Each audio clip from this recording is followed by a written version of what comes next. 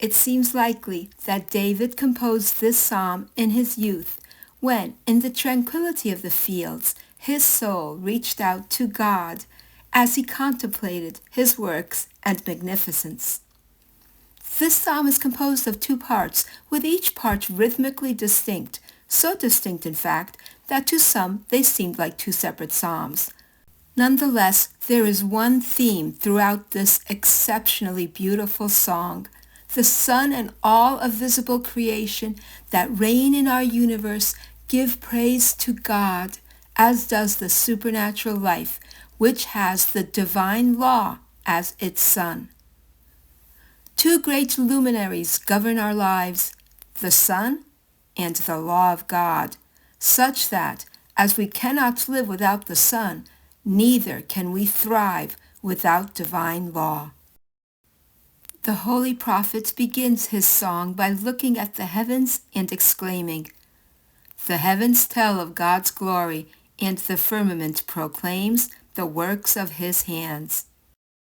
They tell of God's glory through their order, harmony, magnificence, and their limitless expanse.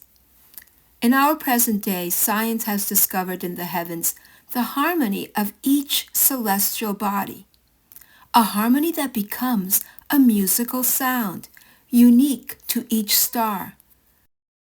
Thus, it can truly be said that the heavens sing of God's glory with a wondrous concert of sounds that have been heard on earth by transforming light into sound.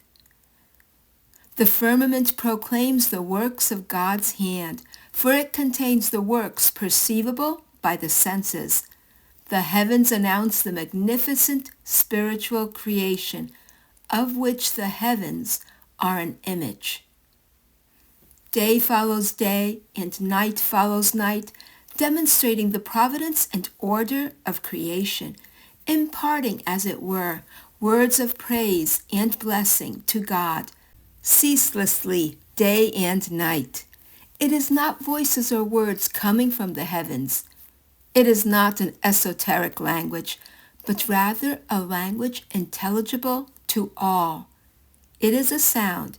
In fact, according to the latest scientific discovery, it is a sound that expands throughout the earth. It is an eloquent word that extends to the farthest corners of the world. Simply by raising his eyes to the sky, illuminated by the sun or the stars twinkling in the night, even the most barbaric man is able to perceive in his mind and heart a mysterious contemplation, a solemn sensation, and a profound joy that speak to him marvelously of God. God has placed a pavilion in the sky for the sun, from whence it emerges, radiant with light, all adorned like a groom coming forth from his chamber, from his bridal suite. The sun leaps like a giant, or according to the Hebrew, like a hero on his journey. This image is magnificent, depicting the rising of the sun as it appears to us. The spot assigned to this star in the universal gravitation of celestial bodies is, as it were, its tabernacle. It comes forth from the darkness on earth as if coming out of a pavilion of mist and clouds, bursting forth full of light, like a groom, because it fertilizes plants and the works of creation. It traverses its path like a giant, like a hero, because no created force is capable of disturbing its course. It arises at one end of the sky in the east and goes towards the other end in the west, and no one can evade its benevolent heat. This gives us a vivid image of the goodness of God that cares for all creatures, sustaining them, animating them, and fertilizing them with the warmth of his infinite love. In the sky of one's spirit, behold a yet more beautiful sun, God's law. It is a perfect law, and thus cannot be altered. It is a fertile law that transforms souls by converting them, uplifting them, and consoling them.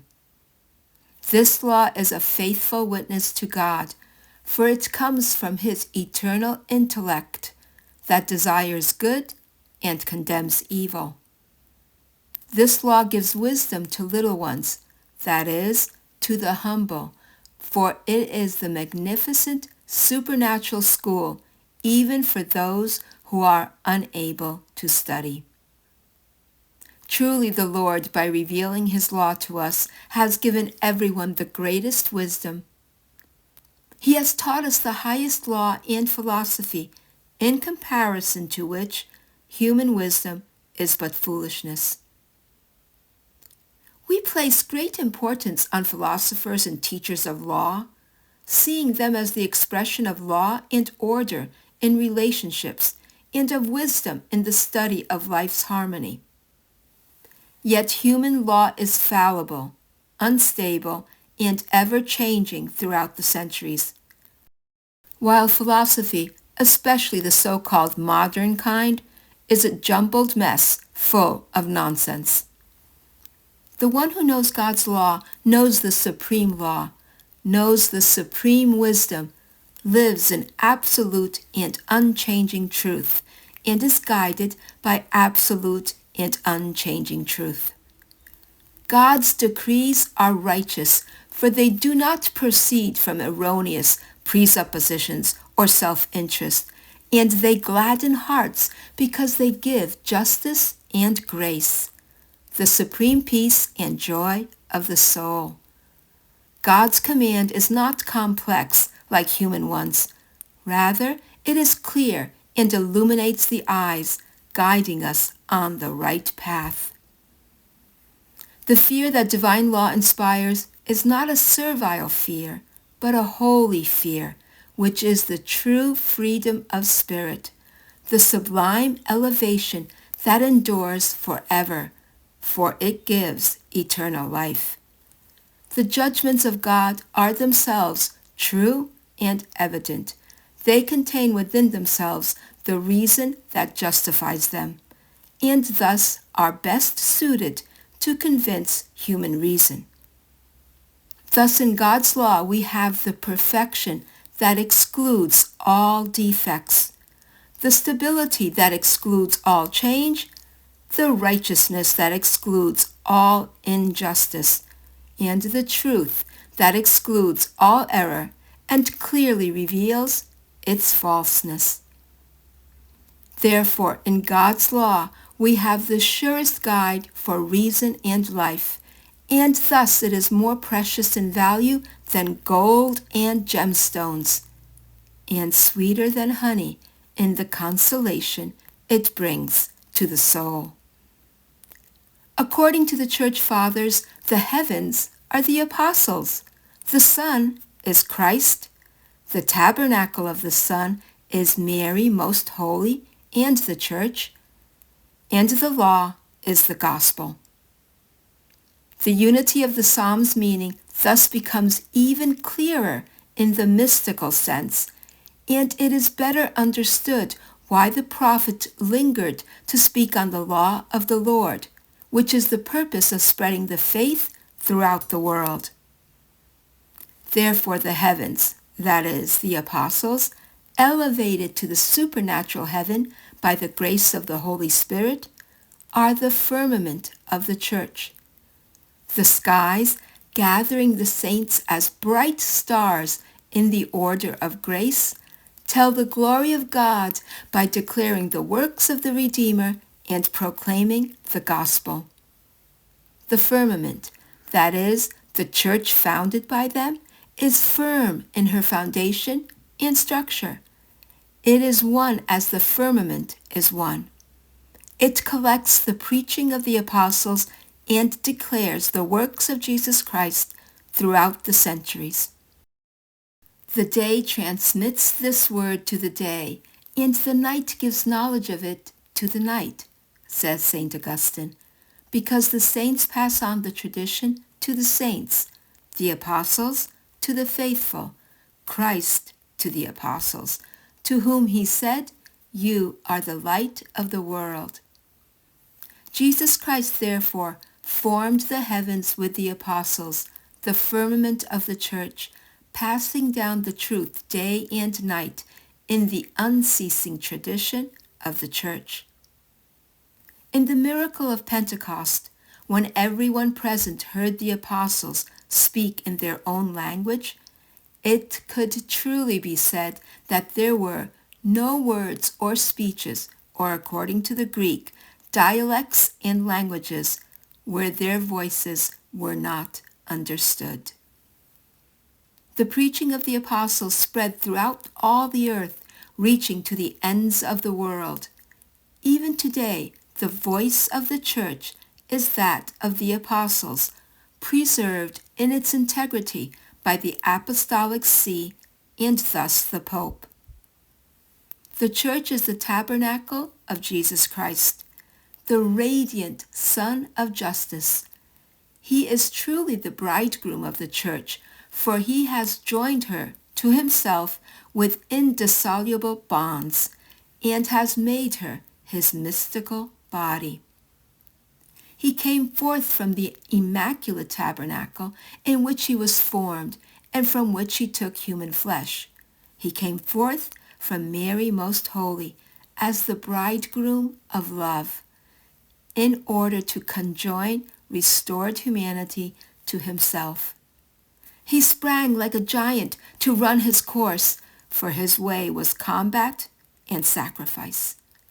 He sprang forth exultantly, for it was out of love that he carried out his sorrowful journey.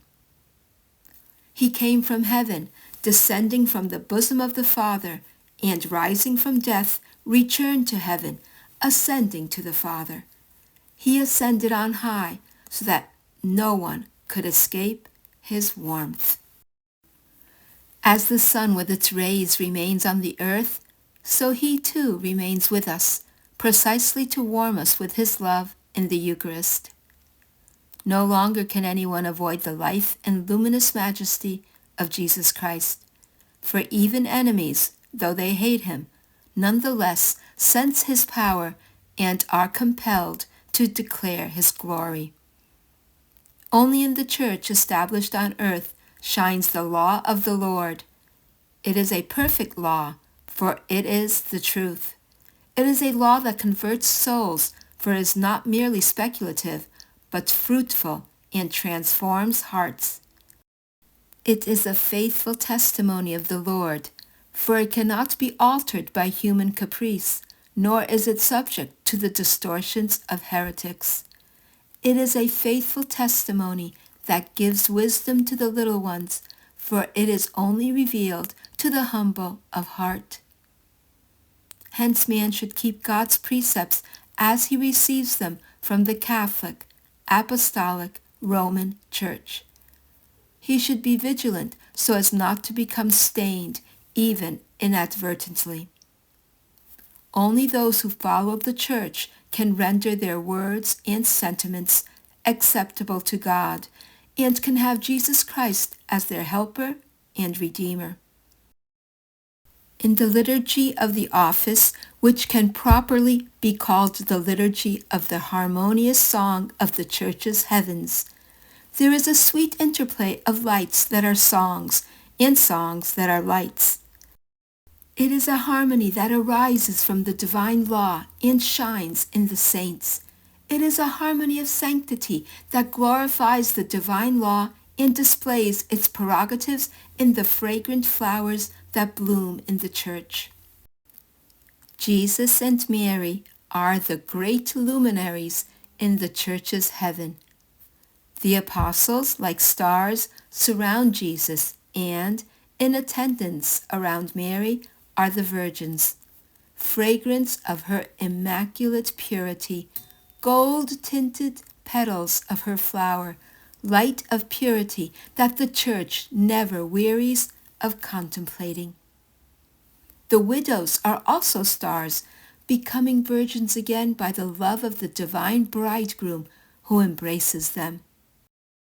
The apostles, the royal priesthood, and the virgins, the mystical priesthood, shine in heaven. It is all a radiance of glory, sparkling in our darkness as stars twinkle in the night, and shining like the midday sun for all eternity. Let us too then open our heart to the Lord, so that it may be his tabernacle, so that he may wed our soul with grace and espouse her in glory. In the light of so many bright stars, let us too launch ourselves like heroes on our journey. Let us keep God's law, cleanse ourselves from every stain, and ascend to glory by consummating our lives in love up to the supreme immolation of death. Thank you for watching and listening. Arrivederci till next time. Jesus, I surrender myself to you. Take care of everything. Gesù, pensaci tu.